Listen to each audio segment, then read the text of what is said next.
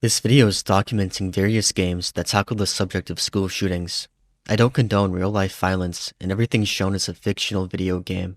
Video games that tackle this subject have always been interesting to me, not even just for the entertainment value, but also because of the outrage surrounding them. Do video games cause violence? If not, then what's the problem with these games? I'm going to cover nearly every game that's about a school shooting. For each entry, I'll provide a little backstory behind the creation of it, the outrage it caused, and I'll go over the story and gameplay. Also, sorry if my voice sounds weird. I started taking antidepressant and antipsychotic medication, and it messes with my voice. Also, do not ask me for download links for these games, because I will not give them to you.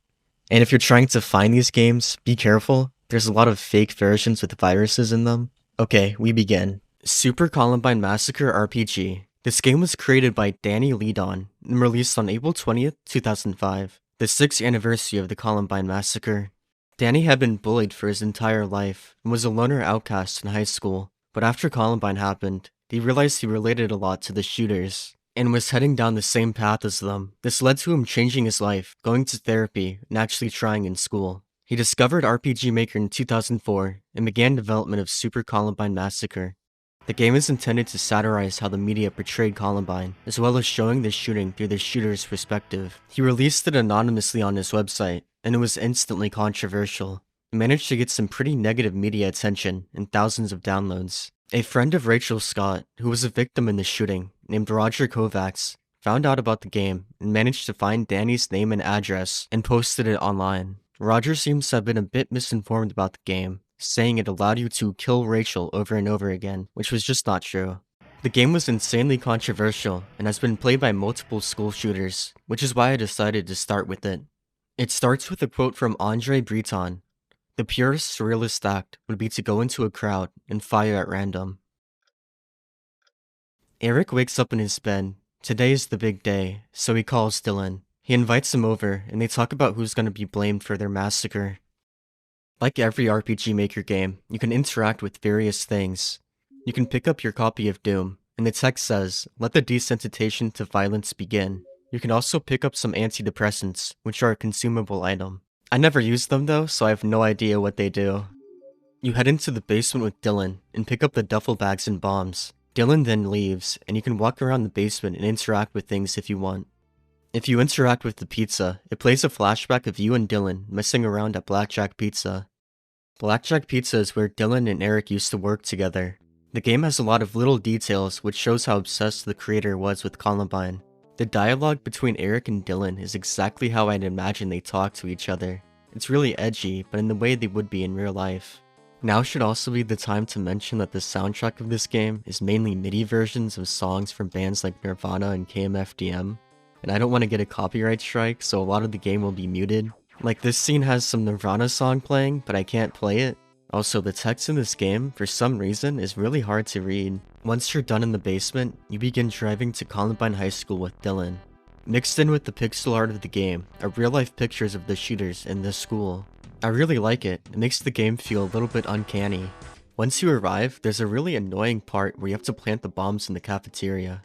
You can't be seen by any students or by the cameras, and if you are, you have to restart.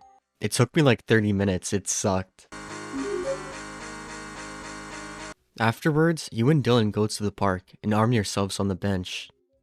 You then go to the hill overlooking the school and wait for the bombs to detonate. Yeah, just like in real life, they don't work, and now you have to kill everyone. The rest of this part of the game consists of you fighting students in turn-based combat. As you can imagine, the fighting is kind of one-sided since you can just shoot them.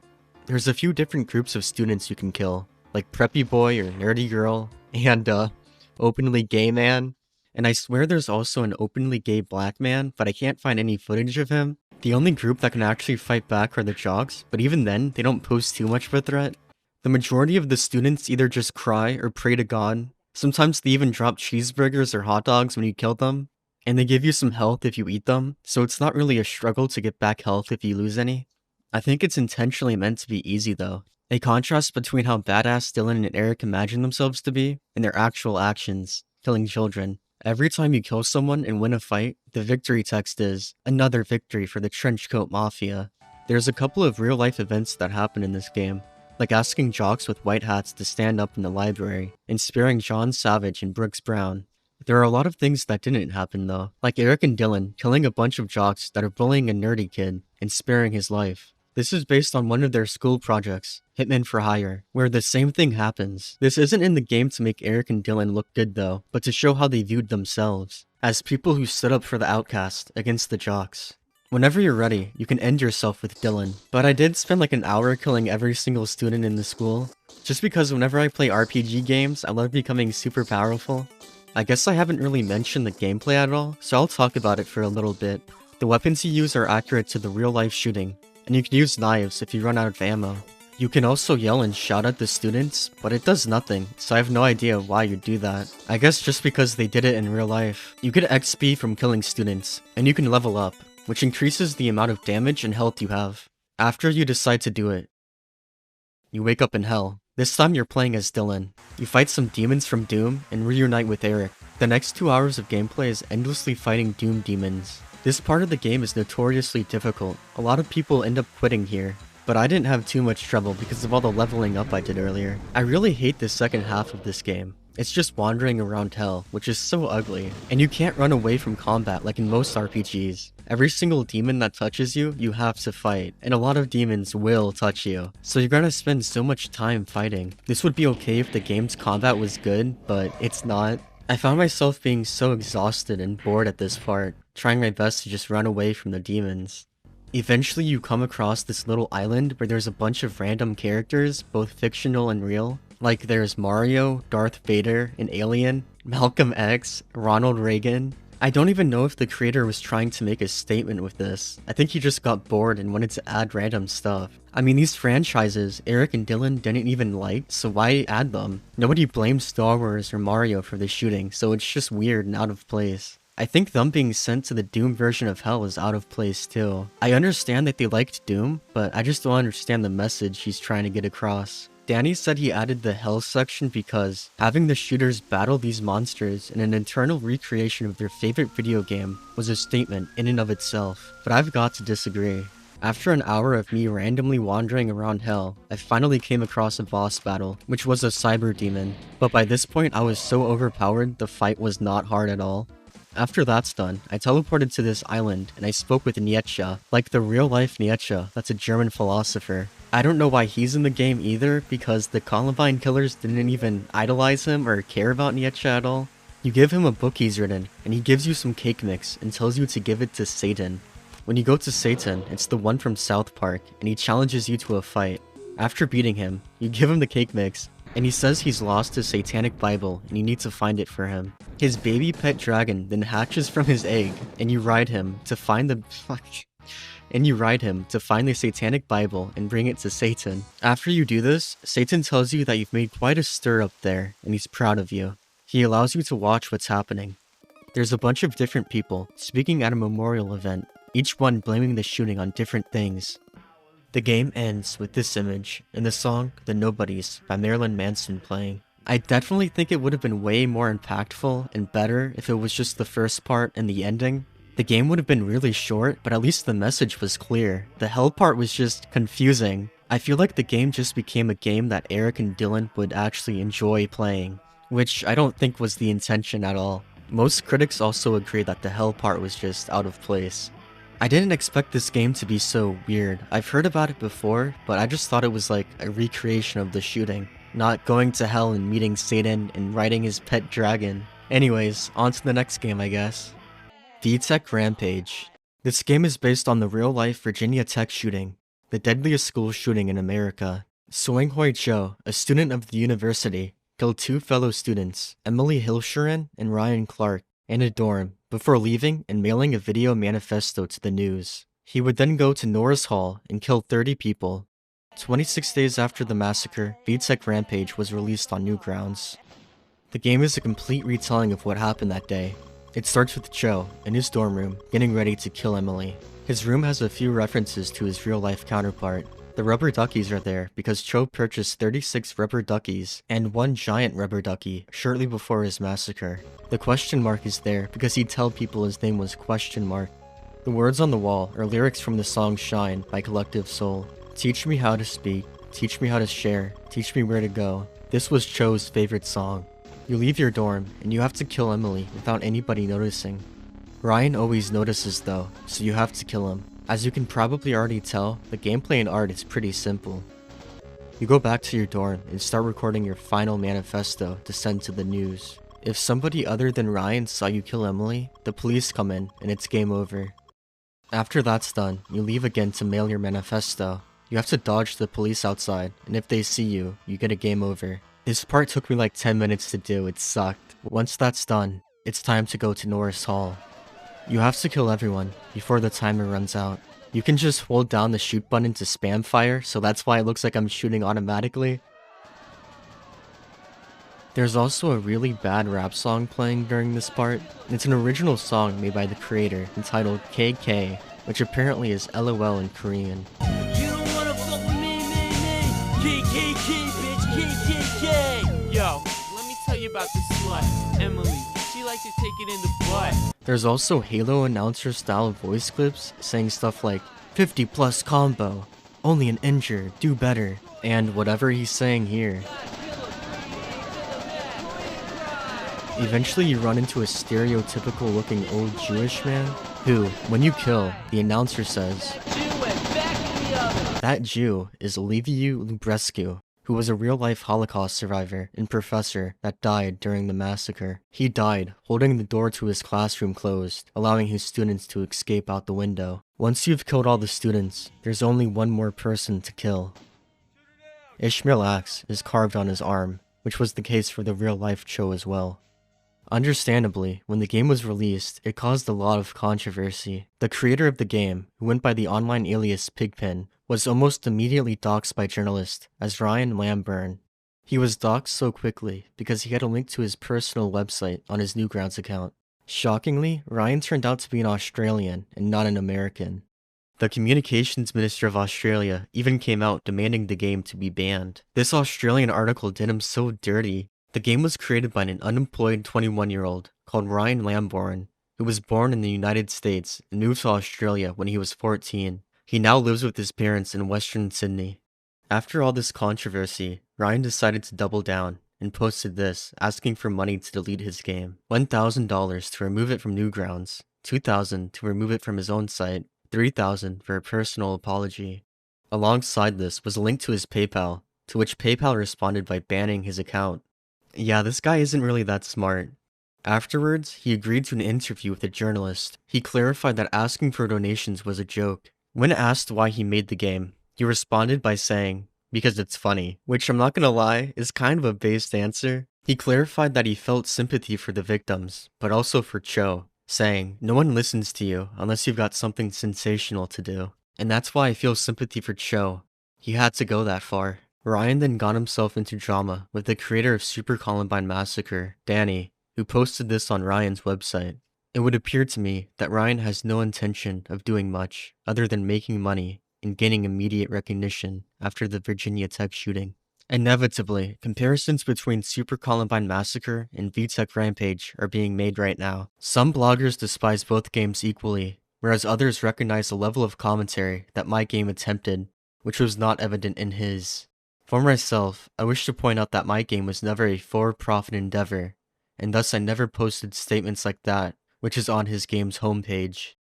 Ryan then responds to this comment with, Danny, the donation thing is there as a joke against all the people commanding me to take my game down. I didn't think anyone would donate money to it, and so far, my PayPal account has proven me right. But I could really use some fucking money, thanks. And I'd appreciate if you didn't use the name Ryan. That name is reserved for my close friends and family. I can't help the people that gleaned my personal information from my website, but I would hope you would have the courtesy to not disrespect me in such a manner on my own website, Danny. You just know he felt so tough calling him Danny. And who do you guys think won the argument? Honestly, I think they're both kinda stupid. I think that Danny is kind of morally grandstanding, and he should have more sympathy for someone who went through the same thing of like being doxxed by journalists. But Ryan just sounds like such an asshole Redditor, I just can't feel sympathy for him. After the controversy surrounding this game died down, he stayed out of controversy for a few years, until the Sandy Hook shooting happened. The slaying of Sandy Hook Elementary School. After the Sandy Hook School massacre, Ryan decided to make another game. Instead of it having the mocking and edgy tone of his Virginia Tech game, this game is meant to be a serious criticism of gun control in America. Hi, I'm Ryan Jake Lamborn, creator of this game. Back in 2007, I created a game called VTech Rampage about the Virginia Tech shootings. In the years since, I've been routinely asked by fans of VTech to make more games of just about every mass shooting that's gotten media coverage. I'm someone who rarely follows the news, so these updates have been a constant reminder of just how commonplace mass shootings and school shootings have become. So I want you to go and click that USA.gov link and find your state governor and find your representatives in Senate and Congress and shoot them an email or a phone call and tell them your opinions on gun control. That's the least you can do. And if you feel inspired to, shake off that apathy, then you can bookmark that NRA link. The NRA are kind enough to have a very orderly and up-to-date list of important gun legislation from around the country. So if you want to get involved, it's an extremely useful resource. There are 3 modes in this game. The first one is the historical one.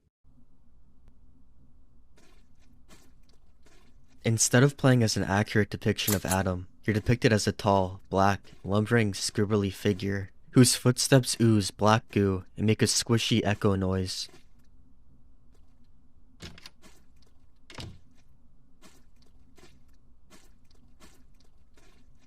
You go into the room of your sleeping mother and aim your pistol at her head.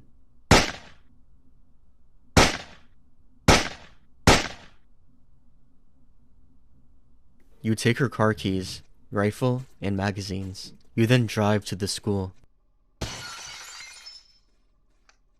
You kick in the door to each classroom and try to kill as many students as possible.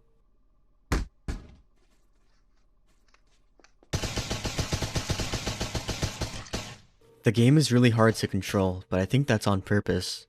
You have to switch between facing left or right, which takes a second. Because of this, some kids are able to run out of the room before you're even able to aim at them. Sometimes, the kids are cowering on the ground, covering their head with their hands, and you have to aim your gun down at them. Sometimes, they all try to run out of the room. Sometimes, the door is locked or blocked by a corpse, and you have to kick it multiple times. Sometimes you enter the classroom, and the teacher is begging for their lives. After making your way into each classroom, you're given the option to end it. You're graded by how well you did compared to the actual massacre. The next mode has all the teachers armed with handguns, but this makes no difference. The teachers aren't even able to hurt you. In fact, whenever they shoot at you, they shoot at your feet. This leads to them often accidentally shooting the kids themselves. And honestly, it's really funny. This is probably on purpose to convey a point about gun control or something, or maybe it's a glitch, I don't know. The last mode is how the shooting would have played out if there was gun control. Since you don't have a pistol, you stab your mom to death, but when attempting to unlock the safe, you don't know the password, so instead, use a katana. The katana is intentionally worse, meant to have you get a lower kill count. To showcase the whole gun control point. But honestly, it doesn't really work because I can go beast mode with this thing. I managed to get a kill count of 20 with it, which is nearly that of the actual shooting. I feel like Anakin Skywalker. When it's time to end it, you take a bunch of pills. I was hoping you'd seppuku yourself. The end screen says that the pills didn't kill you, and you're being taken alive and going to trial. Now that I've basically covered everything there is about this game, I want to talk about something that I really hate about it. After 3 minutes or so of gameplay, a rap song about the shooting made by the creator starts playing. Just like with his Virginia Tech game, it's completely out of place. It really doesn't make sense being in this game. Before the song kicks in, the soundtrack is a very quiet, foreboding bass sound, which is often hard to hear over the sound of gunshots. To have an insanely loud rap song play over the game just completely ruins the creepy mood it was going for. And he also just sucks at rapping. I found this tweet exchange between Ryan and the family of a teacher who was murdered in the shooting, Victoria Soto, and honestly, it made me question if he truly had a change of heart. Victoria's family says, "We are asking you, why would you even make such a game? Since you have no interest in playing it, I'll crim note it for you. It's about the importance of gun control. And what message would a game reproducing a mass school shooting be relaying? Oh, really? The Slaying of Sandy Hook is the title. Wow, that sure sounds like an educational game to me." Yes, that is in fact the correct way to motivate people to contact their representatives. The NRA has proven this. You said you wanted to know about the game. I didn't come to you saying it would be beneficial. Like, okay, dude, you sound like a fucking Redditor. Okay, on to the next game, Off Thumb. This game was made by a small, edgy teenage developer group. They were upset about the limitations Roblox had when it came to making their own school shooting games. So, they decided to make their own non-Roblox game on the Unity engine. As you can probably already tell, the creators of this game are kinda insane, and there was a bit of internet drama surrounding the main developer, unsurprisingly. He goes by the name of Ashiev, and he was heavily involved with the true crime community, idolizing real-life killers, as well as allegedly being a Nazi. He got called out for this, as well as for putting real-life weapons of shooters in the game, so he removed all the references to real-life killers, as well as putting in the game's Discord server that Nazism and true crime community content isn't allowed. As it turns out, the person that called him out for this had actually reported him to the Russian police, so he's in a Russian gulag right now and hasn't been online for months. The game has been effectively abandoned. There's a really funny text conversation between him and a friend where he's freaking out over police cars being parked in front of his house. So while I'm playing this game, I just want you to remember that the creator is rotting in a Russian gulag for it. Now onto the game itself. This is the main menu. Notice all the broken English. The guy on the right is who you play as. He doesn't have a name or anything. The skull mask he's wearing is something called a siege mask, which is used by various Nazi groups. There's many different guns you can use. You can choose up to 2. You can also choose to bring 2 explosives, a grenade and a pipe bomb. Personally, my 2 favorite guns are the AR and the Ruger Mini 30. After you've chosen your loadout, you then have to select which location you want to visit. The options are restaurant, sniper, airport, middle school, supermarket, and office. When you first spawn in, it's kind of like Payday, if you've ever played that. You walk around with no guns out, and nobody suspects you of anything. When you hold P, you set down your duffel bag and take your guns out. The maps are quite plain, with very limited decoration. Some maps have more details than others, like the airport, school, and office, which are pretty detailed. Lots of rooms and little things that really sell the environment you're in. But a lot of the maps have large parts that are untextured, being just gray masses. Most of the walls are, as well as some things like what I think is a terminal at the airport. I definitely think the game could use a lot more texture and color in it. The maps are pretty big and open, so there's a lot to explore. You can definitely see the Roblox influence on this game. I really like the movement and aiming, even though it's kinda awkward. It kinda feels like you're watching someone who has a camera on their helmet, which I think was intentional. It feels like one of those police body cam games, or like war in Ukraine footage. Something I've noticed is that the majority of the NPCs tend to bundle themselves together in large groups, so you can basically kill the entirety of the map in a few seconds. And then you spend the rest of the time walking around an empty map trying to find people. Sometimes the NPCs will try and fight back, but I feel like way too many of them do. Like a quarter of all NPCs will actively chase you down and try to punch you. It's so annoying. You don't have a health bar in this game, and whenever the NPCs hit you, you don't make a sound or anything. So if somebody is behind you attacking you, you could have no idea and just randomly die. Sometimes they also play dead, but it's so insanely obvious. Especially when they're playing dead in an area you've never been to. If you're shooting downstairs, the NPCs upstairs will play dead, and it's so obvious because you weren't even upstairs.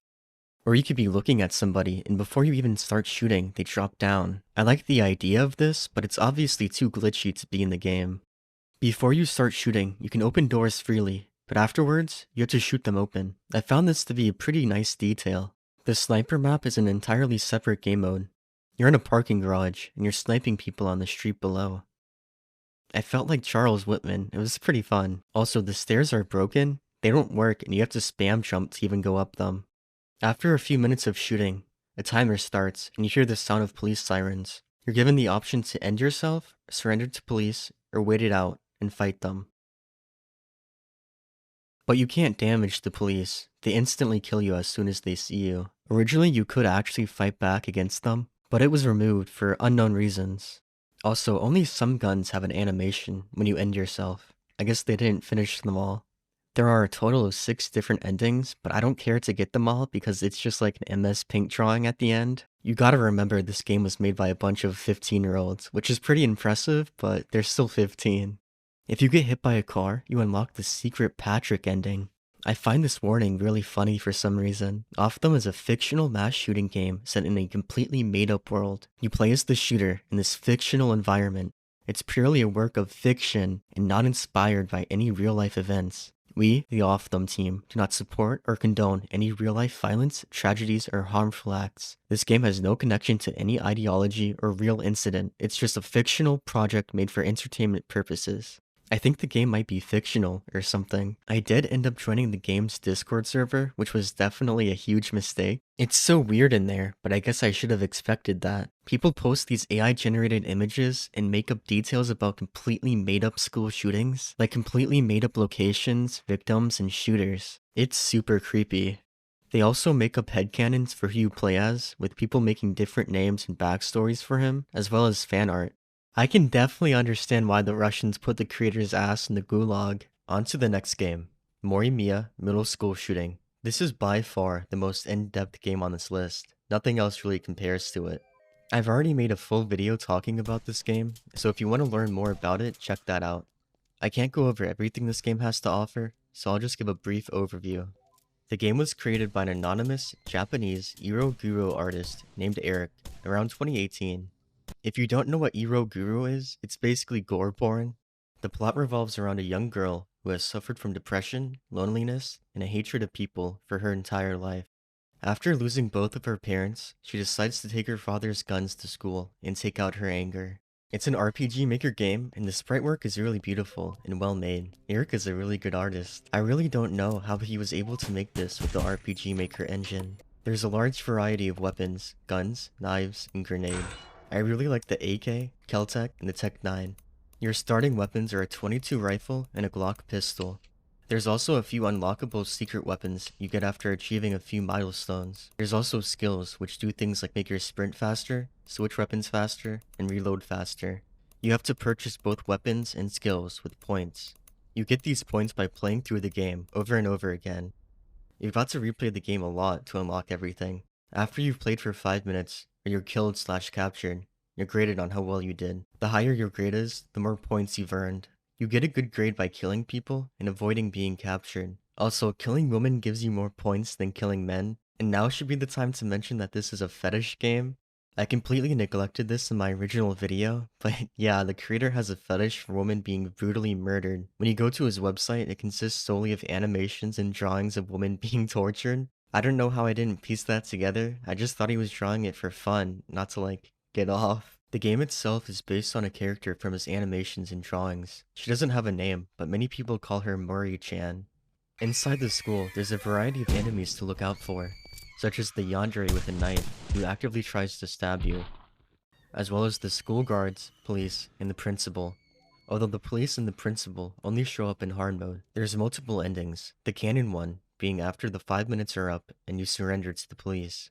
The other endings either involve you being killed or being captured by the school guards. As for the gameplay, it's kind of finicky. It's hard to aim, and I think that the guns have a bit too much recoil. Sometimes the students play dead or actively try and fight back. You don't have a health bar, instead having a sprint bar that also acts as your health. So you have to time when you sprint, just in case a student fights back. There's also a hard mode, which is insanely hard. It makes it so painful to get 100% completion. When you're in your house, there's a bit of hidden lore when you interact with objects, like every RPG Maker game. I think I've covered everything important, so on to the next game.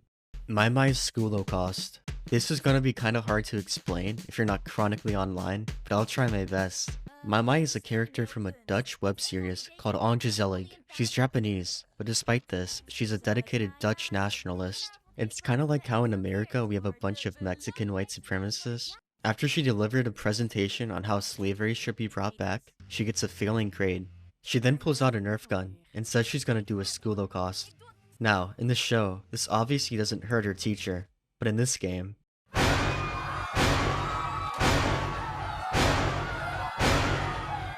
The show got really popular with a certain demographic of people, Soyjack Party users, which is why the fanbase is so unhinged. The game revolves around hunting down the remaining students after your initial massacre. There's 21 in total. It's kinda like Where's Waldo if Waldo was a bunch of children and you killed them. If you manage to find all the students, the game ends abruptly and you get the ending screen. If you're unable to find all of them, you're arrested by the police, but there's no model for the police or anything. You just hear sirens and the game ends. The game was pretty fun despite being so short. I love Zelig. The next game is Active Shooter. This is a game that was completely blown out of proportion by the media. Active Shooter was an early access game developed by Russian developer Anton Makarevsky. It was originally supposed to be released June 6, 2018 on Steam, but that never ended up happening. As soon as the game's page was created, it instantly caused a storm of controversy. The game became national news. Millions of people were outraged. A petition was created to prevent the game from being released, which gathered over 279,000 signatures. Multiple parents of children who were killed in school shootings spoke out against the game as well.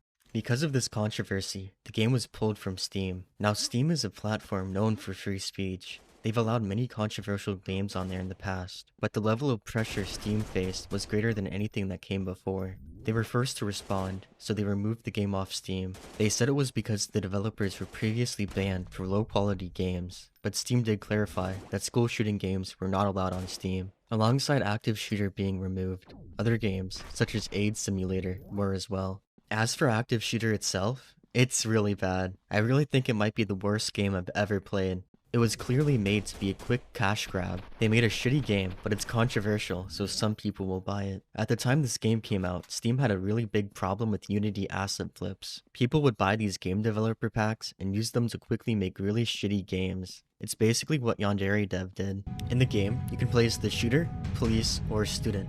As the shooter, you have a few weapons you're able to use. An AK, an AR, a shotgun, a knife, and grenades.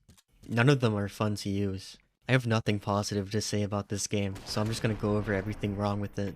For some reason, whenever you kill someone, the game slows down. It's like a bullet time kind of effect, but you can't control it, it just happens. It's really annoying. You also have no crosshair when you're playing as the shooter, although you have one when you play as the police. Whenever you shoot someone, the Call of Duty hit marker sound plays.